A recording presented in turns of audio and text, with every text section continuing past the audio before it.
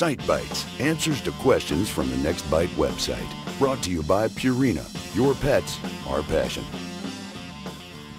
This week's question comes from a good friend of ours, Brian in Michigan. And Brian wants to know what characteristics make up a good walleye trolling rod. When you're looking at a trolling rod, you got to look at a couple different things. First of all, it's got to be, I'll call it, steadily durable.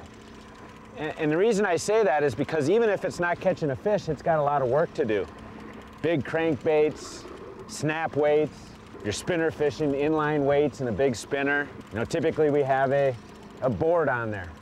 So the rod has got to have a lot of backbone back here so that it can take all of those rigors of just fishing. Now towards the tip, you'll see that after this strong backbone, we've got a lot of flex out there. Trolling rods come in anywhere from 7.5, 8, 8.5 feet. I like to go to the longest one that I can, but still fit them in my rod lockers. Now I've got long rod lockers and these rods actually telescope in and out. But with that longer rod, what you're gonna get is a little bit more action tip out there.